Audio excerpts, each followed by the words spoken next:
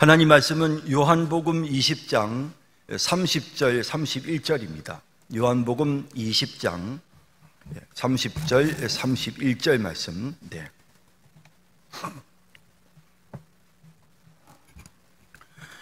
이제 우리 함께 한 목소리로 읽도록 하겠습니다. 예수께서 제자들 앞에서 이 책에 기록되지 아니한 다른 표적도 많이 행하셨으나 오직 이것을 기록함은 너희로 예수께서 하나님의 아들 그리스도이심을 믿게 하려 함이요 또 너희로 믿고 그 이름을 힘입어 생명을 얻게 하려 하심이니라. 아멘.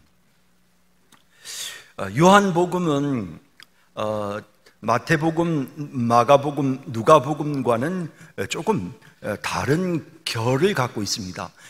물론 예수님의 생애 또 예수님의 말씀을 다루고 있다라는 그런 측면에서, 복음서라는 측면에서는 마태, 마가, 누가, 요한복음이 다 동일합니다. 하지만 우리가 이제 요한복음을 읽으면서 좀 요한복음은 좀 독특하다라는 그런 느낌들을 받으셨을 것입니다. 사실 요한복음은 사도 요한이 기록을 했는데요, 요한복음 자체에 사도 요한이 이 복음서를 기록했다는 내용이 명확하게 나타나고 있습니다.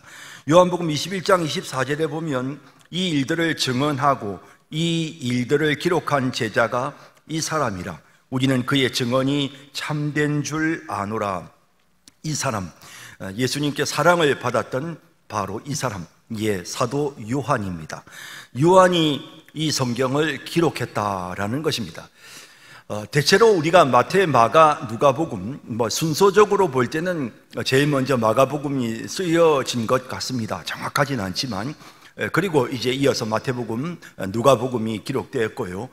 대충 마태, 마가, 누가복음이 기록된 연대는 AD 50년 후반, 또 AD 60년대 초반, 이제 그 무렵입니다.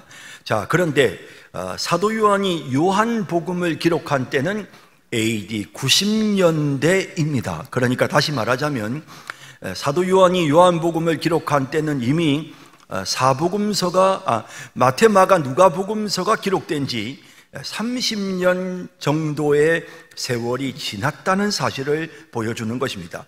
그러니까 환경이, 분위기가 상당히 많이 달랐습니다. 처음 교회가 복음을 전할 때 회당에 있는 유대인들로부터 교회는 공격을 받았습니다. 그래서 그 유대인들에게 계속해서 무엇을 증명해 보이려 했느냐 하면 예수님께서 바로 구약에 예언된 하나님의 메시아시다. 바로 구약 성경이 말씀하신 바로 그 구약의 메시아, 다윗의 후손으로 오신 바로 그분이시다 라는 점을 계속해서 강조하는 그런 방향으로 교회가 계속해서 하나님의 말씀을 선포했습니다. 그러나 유대인들은 믿지 않았고, 그리고 예루살렘은 함락되고 멸망을 당하고 유대인들은 전 세계로 흩어집니다. 그리고 이제 완전히 회당에 속해 있었던 그리스도인들이 회당과 결별을 선언한, 그래서 유대인들과 그리스도인이 완전히 이제 달라지게 되죠. 나누어지게 됩니다. 그렇게 나누어지고 난 이후로부터 교회는 당시 이 그리스 로마 철학의 공격을 받게 되죠. 그 당시에 이런 그리스 로마 철학에 심취되어 있었던 세상 사람들로부터 이제 전혀 다른 종류의 공격을 받게 됩니다. 자, 그리고 이제 세월이 방금 말씀드린 것처럼 마태복음, 마가복음, 누가복음서가 이미 기록이 되어져서 사람들에게 널리 읽혀지고 있었습니다. 그리고 예수님 당대의 사람들은 다 죽었습니다. 이제 사도 요한이 유일하게 남아 있습니다. 이런 사도 요한이 나이 들어서 이제 뭔가 정말 자신이 정말 이제 성경을, 예수님에 관한 내용을 이제 기록을 해야 되겠는데, 이미 기록되어서 사람들에게 널리 통용되었던 마태, 마가, 누가복음과는 다른, 정말 그 당시에 교회가 신앙 고백을 했던 그 신앙의 고백의 핵심은 예수님이 그리스도십니다. 예수님이 하나님의 아들, 우리의 구원자십니다. 예수님 그분은 하나님이십니다. 예수님은 신성을 가진 하나님이십니다. 예수님은 신성을 가지신 분이신데 그 신성을 가지신 그분이 이 땅에 인간의 모습을 입고 오셨습니다. 예수님은 인간이면서도 또한 예수님은 하나님이십니다 라는 이와 같은 당시에 이 그리스 로마 철학자들이 교회를 비판하면서 어떻게 신이 인간과 하나가 될 수 있느냐, 그 말도 안 돼 라고 공격하는 그 당시에 이 그리스 로마 철학자들을 대항해서 교회가 외쳤던 그 메시지, 예수님은 하나님이시면서 또한 인간이시며 우리를 구원하신 구원자십니다 라고 하는 그 메시지를 중심으로 이제 요한복음이라고 하는 성경이 기록되게 된 것입니다. 요한복음의 기록 목적은 이미 방금 우리가 읽었던 이 성경 구절에 아주 정확하게 말씀하고 있습니다. 요한복음 20장 31절에 오직 이것을 기록함으로 너희를 예수께서 하나님의 아들 그리스도이심을 믿게 하려 함이요. 하나님의 아들 그리스도. 그래서 이 하나님의 아들이라는 표현은, 이것은 제가 계속 말씀드리지만 신성을 가지신 하나님이시다라는 것입니다. 인간의 아들이 인간인 것처럼 하나님의 아들은 하나님입니다. 이 하나님은 우리가 말하는 하나님의 자녀로서, 우리가 양자로서 하나님의 자녀로 여겨지는 그 아들됨과는 다른 것입니다. 예수님의 하나님의 아들 되시면 예수님은 바로 하나님의 그 신성을 그대로 가지고 계신 하나님이시라는 사실을 보여주는 의미로 하나님의 아들이라는 말을 쓰고 있습니다. 이 하나님의 아들이신 우리의 구원자, 하나님의 아들이신 구약에 약속된 바로 그 메시아를 믿도록 하기 위해서, 그리고 그분을 믿음으로써 너희들에게 생명을 얻게 하기 위해서, 그래서 이 생명이라고 하는 것이 이제 강조가 됩니다. 그래서 영원한 생명, 이 땅에서 누리는 참 생명, 그리고 우리가 정말 영원히 그리스도로 인하여 누리게 되는 영원한 생명, 이제 그 생명을 강조하면서, 그러면서 이 사실을 믿고 생명을 얻게 할 목적으로 이와 같이 요한복음이 기록되었다라고 이렇게 분명하게 말씀하고 있는 것입니다.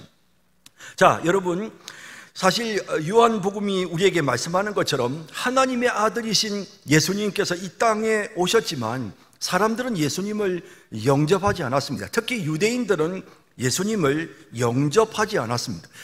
이 요한복음이 묘사하고 있는 이 유대인들의 모습은요, 물론 마가복음, 누가복음에도, 마태복음에도 역시 유대인들은 하나님의 복음을 받아들이지 않고 거부하는 그런 연약한 모습으로 나타나지만, 특히나 이 요한복음에서는 유대인들은 스스로 복음을 받아들이지 않는 아주 적대적인 그런 모습으로 나타납니다.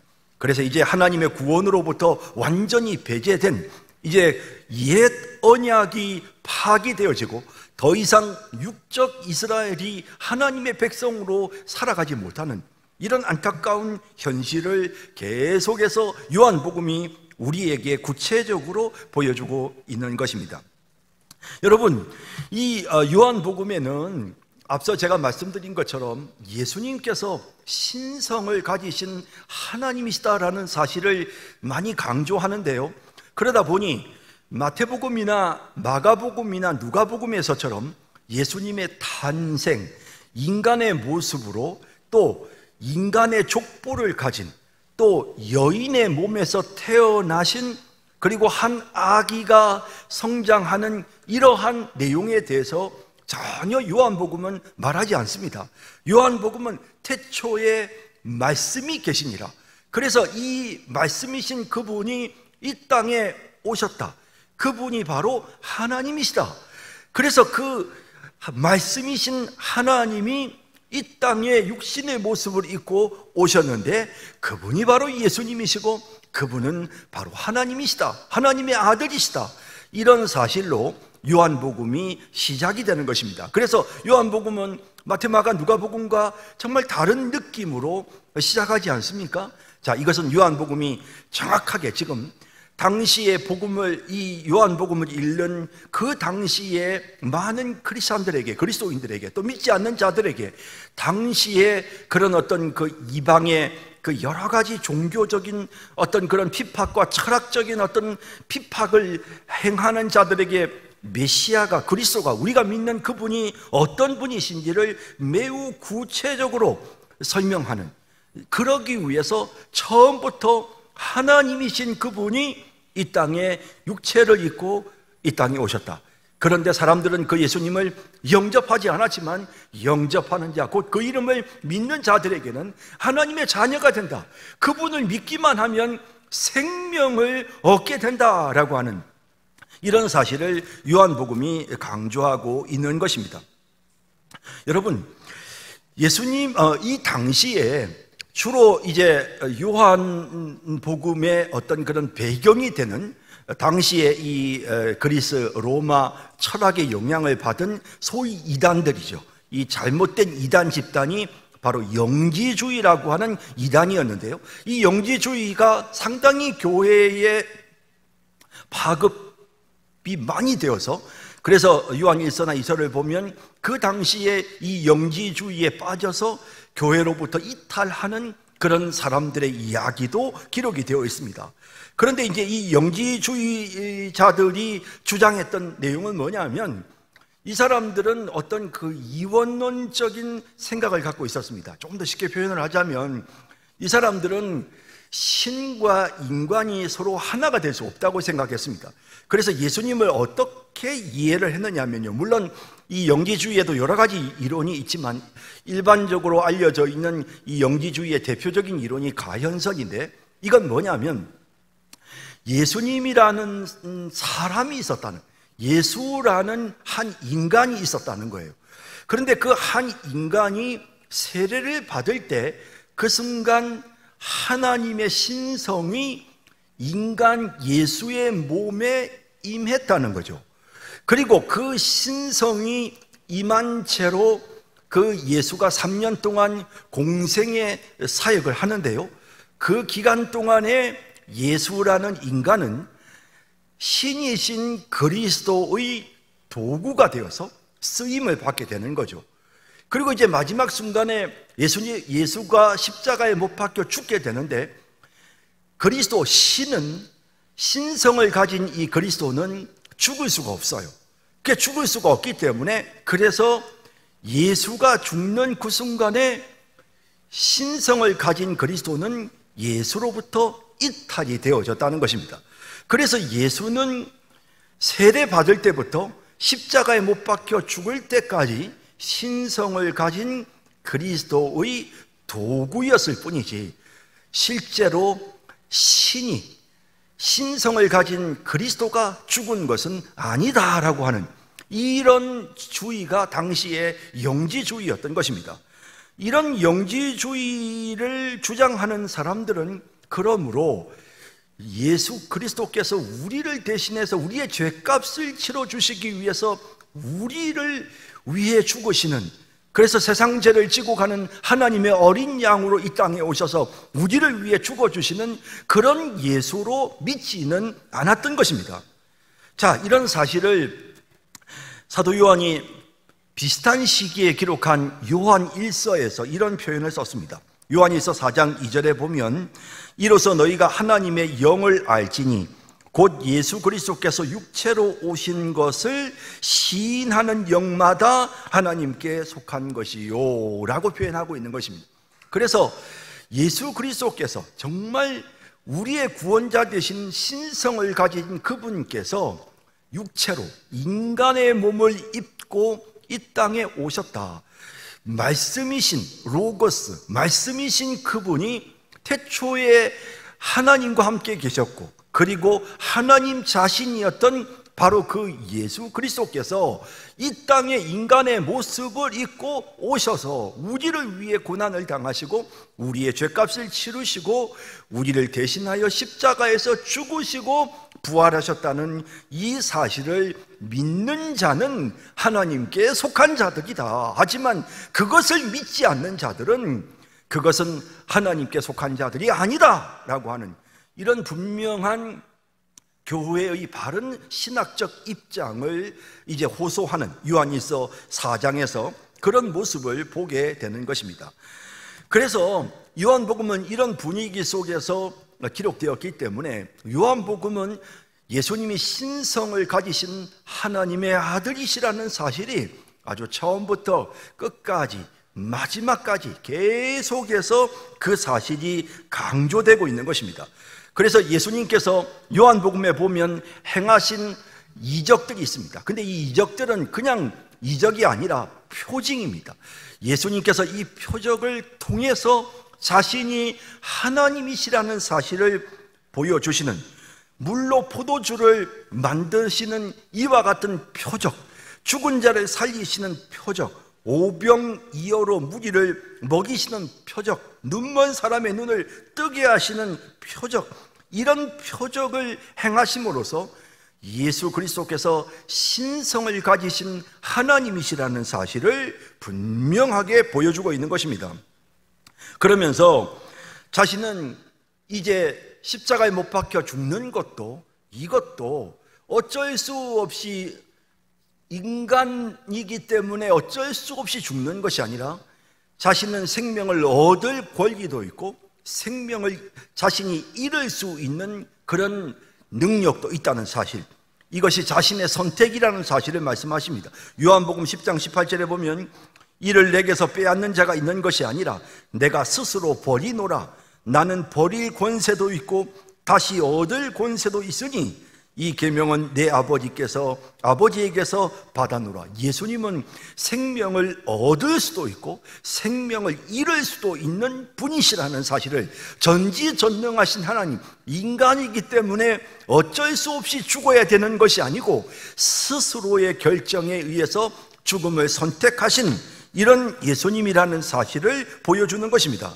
물론 요한복음에도 예수님의 연약한 인성의 모습, 예를 들면 예수님께서 여행할 때 피곤해 하시는, 친구의 죽음, 나사로의 죽음 앞에서 눈물을 흘리시는, 또 예수님이 십자가에 못 박혀 죽으실 때 목마르다고 하시는 이런 인간의 모습도 나타나지만, 그러나 요한복음은 전체적으로 그런 인성을 가지셨지만 그분은 신성을 가지신 하나님이시라는 사실을 명확하게 보여주고 있는 것입니다. 자, 한번 보실까요? 요한복음 5장 18절에서 23절에 보면 유대인들이 이로 말미암아 더욱 예수를 죽이고자 하니 이는 안식일을 범할 뿐만 아니라 하나님을 자기의 친아버지라 하여 자기를 하나님과 동등으로 삼으심이러라. 이런 표현들이 나타납니다. 자기를 하나님과 동등으로 여기시는 예수님의 모습이 나타나죠. 그러므로 예수께서 그들에게 이르시되 내가 진실로 진실로 너희에게 이르노니 아들이 아버지께서 하시는 일을 보지 않고는 아무것도 스스로 할 수 없나니 아버지께서 행하시는 그것을 아들도 그와 같이 행하느니라. 계속해서 동등된 성부, 신성을 가지신 성부와 성자 예수가 서로 동등하다는 사실을 보여주는 표현들이 계속 나타납니다. 또 20절에도 아버지께서 아들을 사랑하사 자기가 행하시는 것을 다 아들에게 보이시고 또 그보다 더 큰 일을 보이사 너희로 놀랍게 여기게 하시리라. 아버지께서 죽은 자들을 일으켜 살리심같이 아들도 자기가 원하는 자들을 살리느니라. 아버지께서 아무도 심판하지 아니하시고 심판을 다 아들에게 맡기셨으니 이는 모든 사람으로 아버지를 공경하는 것 같이 아들을 공경하게 하려 하심이라. 아들을 공경하지 아니하는 자는 그를 보내신 아버지도 공경하지 아니하느니라 라고 말씀하십니다. 이런 표현들은 계속해서 예수님 자신이 많은 사람들 앞에서 자신이 하나님과 동등되어 있다는 사실을, 자신이 신성을 가지신 하나님이시라는 사실을 명확하게 보여주는 이런 표현들이 요한복음의 중심 주제로 계속 나타나고 있다는 것입니다. 여러분, 우리가 마태복음, 마가복음, 누가복음을 살펴봤습니다. 마태복음은 구약에 예언된 바로 그 메시아, 구약에 예언됐던 바로 그 다윗의 후손이 예수님이다라는 사실이 마태복음을 통해서 강조되었다는 것을 우리가 알고 있습니다. 마가복음에서는 굉장히 예수님이 자신의 메시아 되심을 비밀로 하시는, 아무도 알지 못하고 깨닫지 못하시는 이런 예수님의 모습이 나타났습니다. 누가복음에서는 정말 연약한 자들을 구원하시는 그런 예수님의 모습을 우리가 지난 주간에 함께 살펴봤습니다. 반면에 요한복음에서의 예수님의 모습은 숨기시는 것이 아니라 드러내시는, 그래서 자신이 하나님의 아들이심을 공개적으로 선포하시는 이런 내용들이 계속해서 나타나는 것입니다. 예수님께서 창조 때부터 계신 분이셨다는 사실을 분명하게 보여주는 것입니다. 예수님께서 행하시는 이 표적이 바로 자신이 하나님이심을 분명하게 나타내는 것입니다. 그러면서 이런 예수님이 자기 자신을 분명하게 계시하고 자기가 하나님이시며 하나님의 아들이심을 사람들에게 선포하셨을 때 어떤 이들은 믿었고 어떤 이들은 믿지 아니하는 모습으로 나타납니다. 요한복음을 읽어보면, 자, 이렇게 구체적으로 믿는 자들과 믿지 아니하는 자들이 나타나는 이유가 무엇인가? 하나님의 손에 있다는 것입니다. 그래서 보십시오. 요한복음 6장 44절에 나를 보내신 아버지께서 이끌지 아니하시면 아무도 내게 올 수 없으니 오는 그를 내가 마지막 날에 다시 살리리라 라고 말씀합니다. 그러니까 이 믿음이 인간의 판단에 의해서 메시아를 믿을까 믿지 않을까를 결정하는 것이 아니고 예수님이 스스로 자신의 하나님의 아들 되심을 드러내고 보여주시고 증거까지 보여주시고 또 명확하게 설명하고 말씀하셨지만, 어떤 이들은 믿었지만 어떤 이들은 믿지 않습니다. 믿는 자들은 어떻게 믿었는가? 성부 하나님께서 그들을 이끌어 주셨기 때문에 믿었다는 것입니다. 성령께서 그들을 거듭나게 하셨기 때문에 믿었다는 것입니다. 요한복음 3장 3절에 예수께서 대답하여 이르시되 진실로 진실로 내게 이르노니 사람이 거듭나지 아니하면 하나님 나라를 볼 수 없느니라. 이 거듭난다는 말은 위로부터 다시 새로운 생명으로 태어나는 것을 의미합니다. 그래서 이렇게 정말 위로부터 새롭게 태어나는, 하나님에 의해서 성령의 역사하심에 의해서 구원받게 된다는 사실을 보여주는 것입니다. 또 3장 5절에도 예수께서 대답하시되 진실로 진실로 내게 이르노니 사람이 물과 성령으로 나지 아니하면 하나님의 나라에 들어갈 수 없느니라. 물, 다시 말해 성령, 씻는 것입니다. 그래서 성령은 물처럼 씻어내는 역할을 하십니다. 우리의 죄를 씻어내시는 그런 성령의 역사하심으로써 비로소 예수님을 믿는 그런 믿음이 생기는 것입니다. 예수님이 자신을 드러내고 하나님의 아들이심을, 그분이 신성을 가지신 하나님으로서 우리를 위해서 죽어주시면 우리의 죄를 속죄하기 위해서라는 사실을 믿는 그 믿음을 가진 자들은 성령께서 역사하셔서 그들을 믿도록 만드신 것이다. 그들의 구원이 하나님께로부터 온 것임을 분명하게 보여주는 것입니다. 요한복음 8장 44절에서 47절에서 마귀에게 속한 자, 하나님께 속한 자를 예수님이 구분해서 말씀하십니다. 너희는 너희 아비 마귀에서 났으니 너희 아비의 욕심대로 너희도 행하고자 하느니라. 그는 처음부터 사기난 자요 진리가 그 속에 없으므로 진리에 서지 못하고 거짓을 말할 때마다 제 것으로 말하나니 이는 그가 거짓말쟁이요 거짓의 아비가 되었습니다. 내가 진리를 말함으로, 예수님 진리를 말씀하셨습니다. 너희가 나를 믿지 아니하는도다. 왜? 그들은 거짓의 아비인 마귀에게 속했기 때문이었습니다. 너희 중에 누가 나를 죄로 책잡겠느냐? 내가 진리를 말하는데도 어찌하여 나를 믿지 아니하느냐? 하나님께 속한 자는 하나님의 말씀을 듣나니 너희가 듣지 아니함은 하나님께 속하지 아니하였음이로다 라고 말씀하시는, 그래서 정말 구원이 믿음이 하나님께로부터 오는 것이다. 믿지 아니하는 자는 마귀에게 속한 자들이기 때문이고, 하나님께 속한 자들은 누구나 다 예수를 하나님의 아들로 믿게 된다는 사실을 분명하게 말씀하고 있는 것입니다.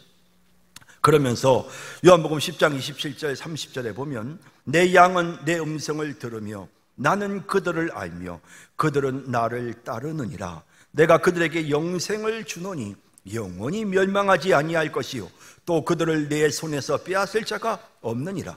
그들을 주신 내 아버지, 그러니까 그들이 스스로 영생을 얻거나 그들이 스스로 예수님을 따른 것이 아니라 그들을 주신 내 아버지, 아버지께서 그 양을 우리 주님께 주셨기 때문에, 그래서 그들이 주님을 믿고 따르는 것이다 라고 하시면서, 아무도 아버지 손에서 빼앗을 수 없느니라.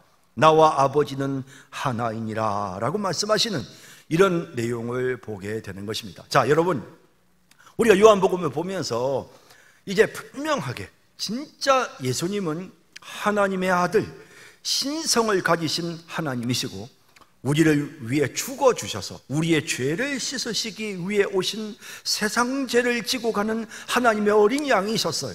그런 사실을 예수님께서 명확하게 사람들에게 믿도록 하시기 위해서 예수님은 표적을 행하셨습니다. 또 예수님은 사람들에게 하나님의 말씀을 대언하시면서 명확하게 예수의 하나님 되심을 선언하셨습니다. 하지만 사람들이 그것을 믿지 않았습니다. 왜 그랬을까요? 그들은 하나님께 속한 자들이 아니라 마귀에게 속한 자들이었습니다.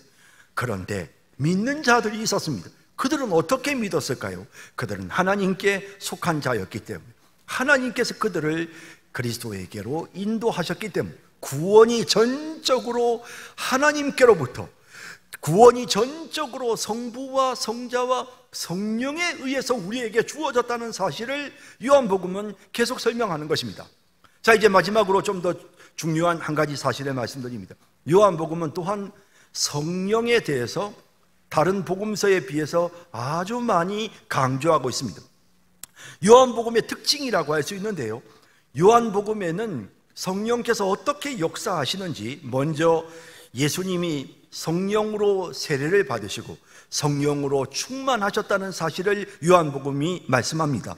요한복음 1장 32절에 요한이 또 증언하여 이르되, 내가 봄에 성령이 비둘기같이 하늘로부터 내려와서 그의 위에 머물렀더라. 성령이 세례 받으시는 예수님께 임하셨습니다. 또 3장 34절에 하나님이 보내신 이는 하나님의 말씀을 하나니 이는 하나님이 성령을 한량없이 주심이니라. 예수님께서 성령 충만하셨다는 사실 또한 보여줍니다. 그리고 또 그 예수님은 성령을 우리에게 주시는 분으로, 그러니까 성령을 예수님이 받으시기도 하셨지만 성령께서 예수님이 성령을 우리에게 주시는 분으로 계속 나타납니다. 15장 26절에 내가 아버지께로부터 너희에게 보낼 보혜사 곧 아버지께로부터 나오시는 진리의 성령이 오실 때에 그가 나를 증언하실 것이요.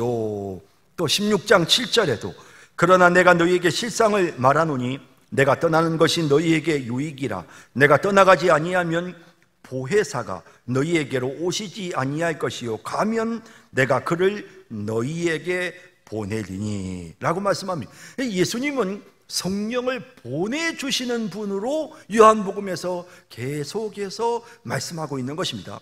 요한복음 20장 22절에 이 말씀을 하시고 제자들을 향하여 숨을 내쉬며 이르시되 성령을 받으라 라고 하시는 이런 내용을 보게 됩니다.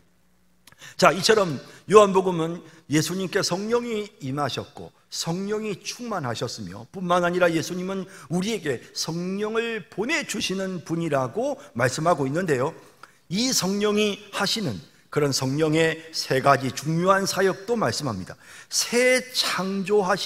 새롭게 창조하시는 성령의 사역. 성령은 우리를 거듭나게 하시고 성령은 우리를 새롭게 태어나게 하시는 분이라고 말씀합니다. 요한복음 3장 3절 예수께서 이르시되 내게 이르노니 사람이 거듭나지 아니하면, 자, 이 거듭나는 것이 어떻게 이루어집니까? 3장 5절 예수께서 대답하시되 진실로 내게 이르노니 사람이 물과 성령으로 나지 아니하면 하나님 나라가 들어갈 수 없느니라.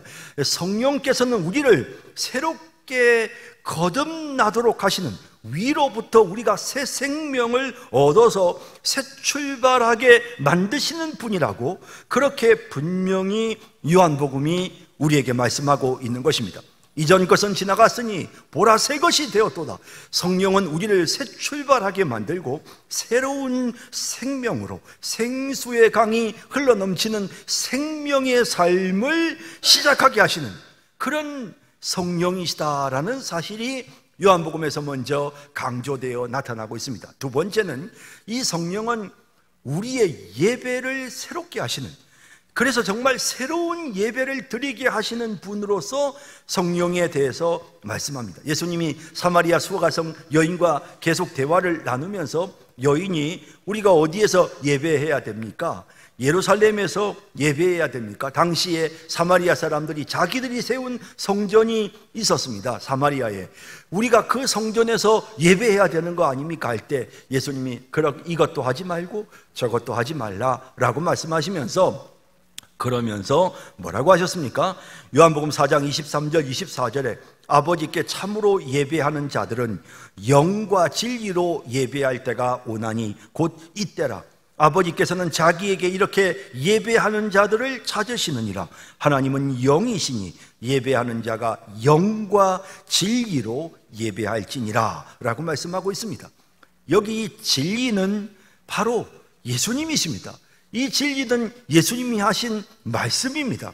그러므로 이 말은, 다시 말하면 진리로 예배하는 것은 예수 안에서 예배한다. 예수 그리스도를 믿는 믿음 안에서 예배한다. 예수 그리스도를 의지함으로 예배한다. 예수 그리스도의 십자가 그늘 아래 예배한다라는 뜻입니다. 그런데 여기에 덧붙여서 영과 진리로 예배한다. 여러분, 성령이 우리 속에 역사하시면 온전한 예배를 우리가 드릴 수 있게 됩니다. 성령은 우리가 정말 하나님을 만날 수 있도록, 성령은 정말 우리가 하나님을 진정으로 경험할 수 있도록 하나님 앞에 예배하는 자가 될 수 있게끔 만드시는 그러한 역할을 성령께서 하시는 것입니다. 그래서 예배케 하시는 성령, 이것이 요한복음에 나타나는 성령의 모습입니다. 또 마지막 세 번째로 예수님이 우리에게 보내주시는 성령은 보혜사 성령이십니다. 보혜사 성령은 어떤 성령이십니까? 요한복음 14장 26절 27절에 보혜사, 곧 아버지께서 내 이름으로 보내실 성령, 그가 너희에게 모든 것을 가르치고 내가 너희에게 말한 모든 것을 생각나게 하리라. 평안을 너희에게 끼치노니 곧 나의 평안을 너희에게 주노라.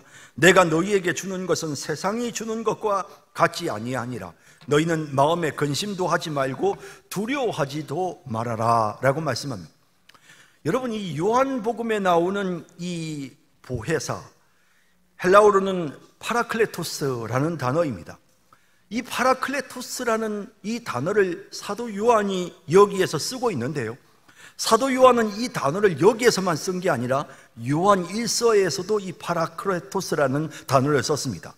어디에 나오느냐 하면 요한일서 2장 1절에 나의 자녀들아 내가 이것을 너희에게 쓰면 너희로 죄를 범하지 않게 하려 함이라. 만일 누가 죄를 범하여도 아버지 앞에서 우리에게 파라클레토스가 있으니 곧 의로우신 예수 그리스도시다 라고 말하고 있습니다. 자, 그러면 여기서의 이 파라클레토스는 어떻게 해석되어졌습니까? 대언자라고 해석되어졌습니다. 여러분, 보통 우리가 이 파라클레토스, 이 보혜사라는 단어를 어떻게 해석을 하느냐 하면 조력자, 상담자, 위로자 이렇게 해석을 합니다. 그래서 우리 앞에서 우리를 위로해주고 상담해주고 우리를 도와주는 그와 같은 성령이시다라고 이해합니다. 그런데 그 당시에 이 파라클레토스라는 단어가 그 시대적 상황에서는 어떻게 쓰여졌느냐? 오늘 요한일서 이 2장에 나왔던 것처럼 아버지 앞에서 우리에게 대언자가 있다. 죄인인 우리를 대신해서 우리를 변호해 주는 변호사이신 예수님에 대해서 말할 때 이 파라클레토스라는 단어를 씁니다. 여러분, 사실 요한복음의 분위기는요, 마치 법정 같은 분위기입니다. 그래서 사실 사람들 앞에서 예수님을 증언해야 되고, 세상은 우리를 향해서 너 죄인이지, 너 죄인이면서 뭐 무슨 구원을 받았어 라고 하면서 세상 사람들이 때로는 우리를 손가락질할 때가 있습니다. 때로는 고난의 비바람이 우리를 정말 난처하게 만들 때도 있습니다. 그럴 때마다 성령께서 우리에게 파라클레토스, 우리의 변호사가 되어주시는 것입니다. 그래서 너희가 무슨 말을 해야 될지 염려하지 마라. 말하게 하시는 이는 파라클레토스, 성령이시다. 성령께서 너희를 대신해서 변호해 주실 것이다. 성령께서 너희들의 입술에 할 말을 주실 것이다. 요즘 우리가 실제로 법정에 가보지 않아도 TV 드라마들을 통해서 이 법정에서 어떤 일들이 진행되는지를 자주 보게 됩니다. 변호사들이 하는 역할도 과거나 지금이나 별반 다르지 않습니다. 여러분, 변호사들이 얼마나 여러분 진짜 그 사람의 입장에서 내가 수임한 그 변호사가 진짜 내 입장에서 얼마나 나를 대변해주고 나를 얼마나 도와주는지요.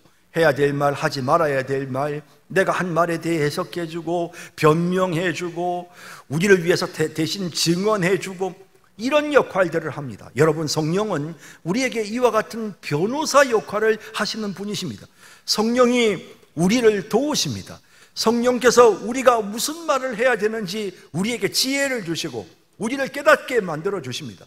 성령께서 우리로 하여금 어떤 행동을 해야 되는지, 어떤 말을 어떻게 사람들에게 해야 되는지, 우리가 어떻게 사는 것이 지혜로운 삶인지 성령께서 우리의 변호사가 되셔서 우리를 도와주십니다. 성령, 이 요한복음은 이러한 성령의 역사에 대해서 우리에게 구체적으로 말씀해 주고 있는 것입니다. 자, 사랑하는 성도 여러분, 우리가 이 요한복음을 함께 읽었습니다.